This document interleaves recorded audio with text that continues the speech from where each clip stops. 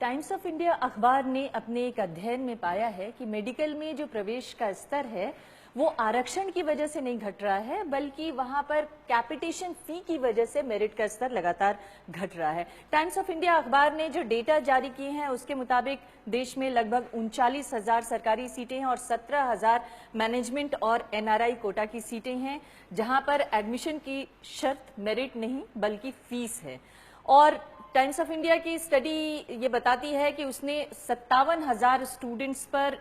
409 colleges में 57,000 students पर study किया, जिसमें ये बताया गया कि नीट का जो एवरेज स्कोर था वो सरकारी कॉलेजेस का स्कोर था 448 और प्राइवेट कॉलेजेस का जो एवरेज स्कोर था वो 308 था। और अगर एससी स्टूडेंट्स यानी शेड्यूल कास्ट स्टूडेंट्स का जो एवरेज स्कोर देखा जाए तो सरकारी कॉलेजेस में शेड्यूल कास्ट स्टूडेंट का जो स्कोर था वो 398 था और अगर सभी कॉलेजेस में शेड्यूल कास्ट स्टूडेंट्स का स्कोर देखा जाए तो 367 था, जो ओवरऑल एवरेज था। लेकिन इस अगर आंकड़े को का ठीक तरीके से अध्ययन किया जाए तो ये स्पष्ट होता है कि ये जो शेड्यूल कास्ट के स्टूडेंट्स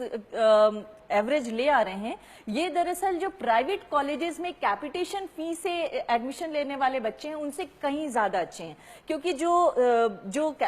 कैपिटेशन फी देके एडमिशन हो रहा है उसमें 211, 212 नंबर पर भी एडमिशन हो जा रहे हैं, चाहे वो एनआरआई कोटा हो चाहे मैनेजमेंट कोटा हो। तो ये एक तरह से सत्येंद्र रंजन हमारे साथ हमारे सहयोगी। सत्येंद्र, क्या ये एक तरह से ये नहीं दिखाता है कि दरअसल पैसे वालों को सीटें बेचने की वजह से जो मेरिट है और जो गुणवत्ता है मेडिकल की पढ़ाई की वो घट रही है, ना कि आरक्षण इसकी वजह? ये स्टडी आरक्षण के खिलाफ जो पूरा डिस्कोर्स पिछले डिकेड्स में डेवलप किया गया है उसको पंक्चर करता है,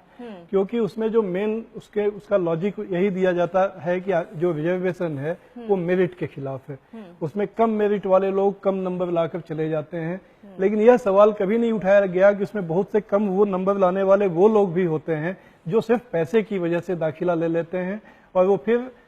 वो इंजीनियर, अभी ये तो डॉक्टर्स के लिए है मेडिकल कॉलेजेस के लिए, लेकिन यह बात इंजीनियरिंग कॉलेज पे भी लागू होगी कि वो इस तरह के जो टेक्निकल पढ़ाई है उसमें उनको दाखिला मिल जाता है। तो यह जो सवाल इतने समय से ये बात बार बार, मेरिट अपने आप में एक डिबेटेबल टॉपिक है, उस पर हम लोग अलग से बात कर सकते हैं, लेकिन अगर मेरिट को एक्सेप्ट भी कर लिया जाए जिस मेरिट की बात की जाती है तो ये स्टडी उस पूरे डिस्कोर्स को पंक्चर कर देती है कि रिजर्वेशन जो है वो एंटी मेरिट है। जी, हमने तो यहाँ तक देखा कि अगर एनआरआई या मैनेजमेंट कोटे में 211, 212 नंबर आ रहे हैं और 19 लाख या 20 लाख आप फीस दे रहे हैं तो आपका एडमिशन आसानी से हो जा रहा है, तो फिर मेरिट कहाँ पर डाइल्यूट हो रही है? ये तो अमीर लोग साफ बता सकते हैं। इसके लिए किसी तर्क की जरूरत नहीं है और किसी आईने की भी जरूरत नहीं है, आईना उनका मेरिट खुद बता रहा है। लेकिन बात यह है कि जब ये सारी चीजें हो रही हैं तब भी आरक्षण को इतना बड़ा मुद्दा बनाया जाता है, वो मुद्दा कैपिटेशन फी को लेके क्यों नहीं बनाया जाता? इसलिए नहीं बनाया जाता है कि इसमें जो लोग ये मुद्दा बनाते हैं उनका वेस्टेड इंटरेस्ट इसमें है। जो समाज का जो तबका जो बहुत पहले से प्रिविलेज्ड क्लास है वो अपने प्रिविलेज को ये जो सिस्टम है वो उसके प्रिविलेज को बरकरार रखने में सहायक है। उनके पास पैसा है और वो पैसा भी भारत में किस तरह से, अगर उसका एक सोशियोलॉजिकल स्टडी की जाएगी तो ये देखा जा सकता है कि वो पैसा भी एक खास तरह के खास बैकग्राउंड से आए हुए लोगों के पास ही होता है। तो वो अपने बच्चों को, जो बच्चे तमाम कंपटीशन में फेल हो जाते हैं, उनको पैसे देकर वो इंजीनियर और डॉक्टर बना लेते हैं। जो पढ़ाई है वो दरअसल सामाजिक आर्थिक हैसियत से तय हो रही है, खासतौर से इस तरह की जो टेक्निकल पढ़ाइयां हैं, चाहे वो मेडिकल हो या इंजीनियरिंग हो, वहां पर आपकी सामाजिक आर्थिक हैसियत अगर अच्छी है तो आप कम नंबर ले आकर भी पढ़ाई कर सकते हैं। बस उसके लिए ये दोष देना कि आरक्षण की वजह से किसी अच्छे मेरिट वाले को एडमिशन नहीं मिला, ये गलत कहा जाएगा। अब यह तो आईआईटी ने खुद अभी कुछ साल पहले अपने सिलेक्टेड कैंडिडेट्स का स्टडी किया था, उसमें ये बात सामने आई थी कि उनके यहाँ जो लोग सिलेक्टेड होते हैं वो कुछ खास शहरों से, ऐसे फैमिलीज से जो प्रोफेशनल, जिन फैमिलीज में पहले से प्रोफेशनल से इंजीनियर, डॉक्टर, वकील हैं,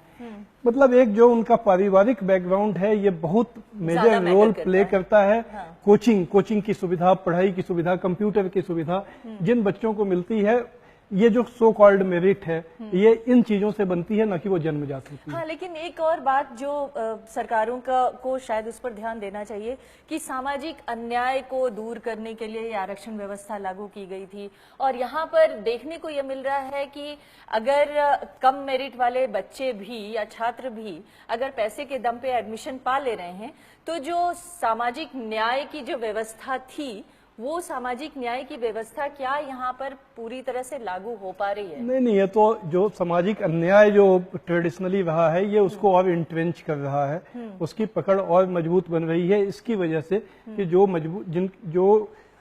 उस तरह की पृष्ठभूमि के लोग हैं जिनके पास पैसा और सामाजिक ताकत है, वो अपने इस तरह जो आज के जमाने में जिन नौकरियों की वजह से अपना इन्फ्लुएंस बनता है उस पर वो और उनकी पकड़ बनी हुई है। जी, बहुत बहुत धन्यवाद आपका सत्येंद्र रंजन। तो ये स्पष्ट है कि जिस तरह की स्टडी सामने आई है उससे